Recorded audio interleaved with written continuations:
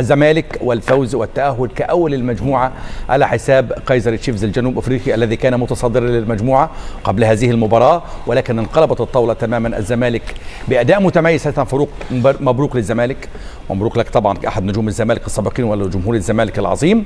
فوز مستحق وأداء متميز اليوم من معتمد جمال.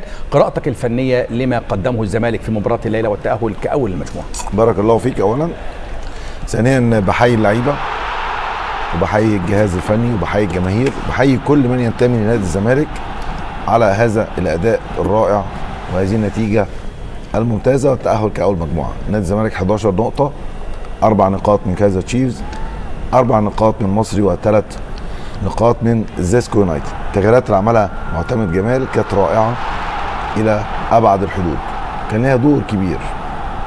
أولا قصة الهدف الأول، لما يكون أطول لعيب في الملعب ناصر منسي بيلعب كرة عرضية لأقصى لاعب في الملعب بيتزيرا ويسجلها هدف بضربة رأس، رغم ان الوضع لازم يكون معكوس، بيتزيرا اللي بيرفع وناصر منسي اللي بيسجل، يبقى انت تعرف ان دي قدرات نادي كبير زي نادي الزمالك.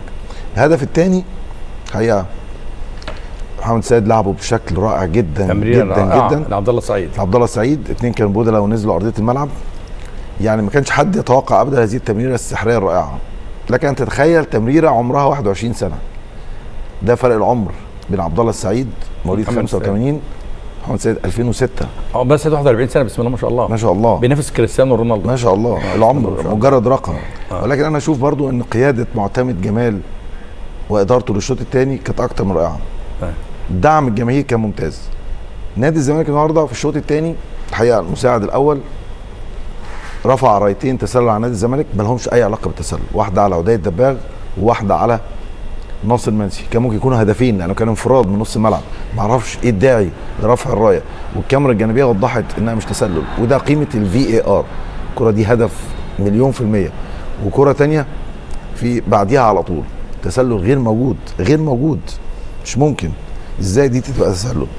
والكره الثانيه اوضح من دي كتير جدا. هي عدم وجود الفار مشكله كبيره بالظبط، ولكن قدر الله ما شاء فعل. انا اشوف ان نادي الزمالك مقبل على مرحله صعبه جدا جدا جدا. نجح في الاختبار الاول امام سموحه، الاختبار الثاني النهارده، وباذن الله الاختبار الثالث امام سيراميكا.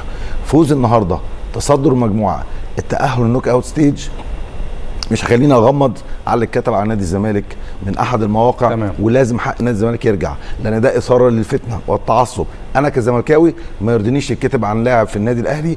مين اللاعب اللي في الاهلي اللي الزمالك هيحتاجه؟ ده لعب على المشاعر واستفزاز الجماهير.